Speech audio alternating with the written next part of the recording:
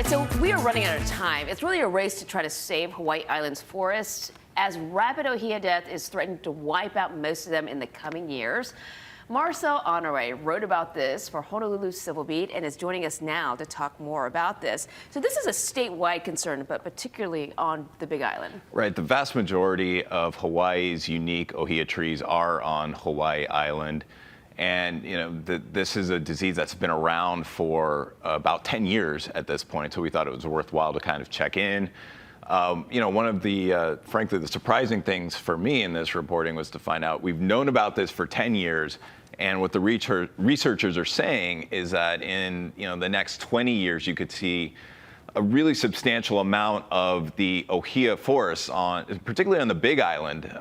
It is in pockets on like Oahu and Kauai and Maui, but really the Big Island where you just see ohia trees everywhere you go. These forests are everywhere, and they really are in danger of the forests themselves of disappearing in the next 20 years. Which is frightening, to say the least. There are some signs of hope and ways to combat this. What has the state found, and what is it doing to try and stop this? Yeah, it's really a lot of it's a combination of the researchers and the state and federal land managers, and they really are ramping up efforts on multiple fronts. They say they see the urgency, and they're just basically working as fast as they can, but as efficiently to, they're developing beetle repellents. There are these small beetles that play a key role in spreading this disease. They're looking at ways to trick these beetles so that they don't actually want to bore into these trees. They're looking at what are the trees, similar to what you'll see in like the coral, right? What are the most resilient,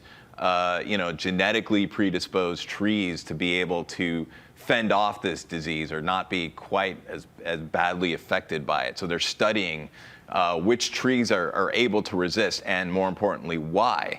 They're also looking at these interesting projects with the wild boars that have, these invasive boars along with the plant species that you'll hear about. But the boars do a lot of damage, and they basically open up wounds in the trees with the bark and help spread it. They're looking at, they know that these are the basic building blocks, but like, why are the boars going to this tree as opposed to that tree? And there are a lot of really, more complex parts of this puzzle that they're trying to solve right now. So we've talked about the ohia plant, how important it is culturally to Native Hawaiians, but it's also important just to the forest in general.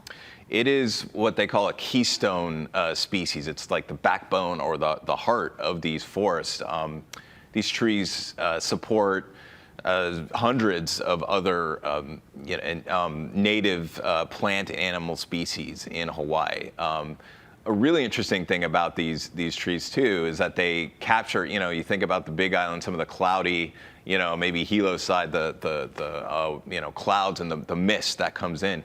Mm-hmm. These trees are essential in capturing that island's fresh water supply. They grab the water vapor out of the sky, they harness it with the leaves, and they bring, not only do they capture and collect the water, but they kind of manage it to make sure that it doesn't, dissipate? That it doesn't evaporate, dissipate, and that it doesn't flood as well.